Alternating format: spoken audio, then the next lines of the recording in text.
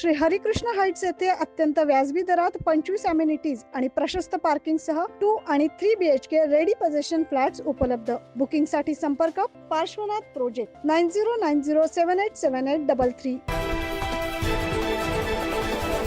केंद्रीय आयुष मंत्रालयाच्या वतीनं योग दिनाच्या पार्श्वभूमीवर नाशिकमध्ये भव्य योग महोत्सव 2025चं आयोजन करण्यात आलं. या निमित्तानं केंद्रीय मंत्री प्रतापराव जाधव आज नाशिकमध्ये आलेले होते.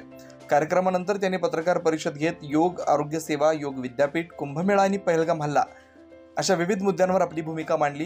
यावेळी त्यांनी केंद्र सरकारच्या विविध योजनांबद्दलही माहिती दिली आहे. पाहुयात काय म्हणालेत केंद्रीय मंत्री प्रतापराव जाधव.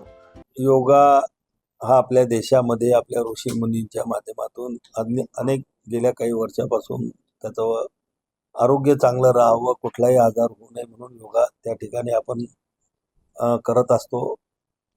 आणि आता आयुष विभागाच्या माध्यमातून या योगाला आणि आपल्या देशाचे पंतप्रधान आदरणीय नरेंद्र मोदी साहेब यांची सुद्धा इच्छा होती की आपल्या देशाची जी प्राचीन एक चांगले स्वास्थ्य ठेवण्याची जी व्यवस्था आहे, त्या देशभर हिचा प्रचार प्रसार व्हावा म्हणून आता जागतिक योगा दिवस सुद्धा 2015 पासून त्या ठिकाणी मनवल्या जात आहे आणि आता यावेळेचा 11वा आहे. आणि म्हणून या योगाचं आता नवीन अभ्यासक्रमामध्ये सुद्धा समावेश होतो. आता जे नवीन आपला अभ्यासक्रम येतोय सेंटरनं गेलेला आहे आणि सगळ्यात आनंदाची गोष्ट आहे की योगाचा खेळामध्ये समावेश झालेला आहे. आता एशियाड जे आहे आपलं, त्या मिनी ऑलिम्पिक ज्याला आपण म्हणतो, त्याच्यामध्ये सुद्धा योगा आलेला आहे.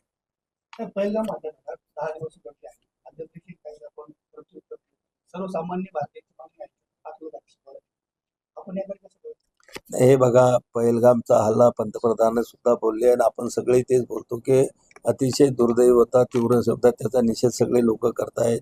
आमच्या देशाचा आत्मा म्हणतो त्याच्यावर हल्ला होता, पण तो हल्ला म्हणजे अतिरेक्याने कुठंतरी अंधाधुंद गोळीबार केला आणि त्याच्या मध्ये लोक मृत्युमुखी पडले असं नाही झाले. 9 न्यूज महाराष्ट्र ब्युरो, नाशिक.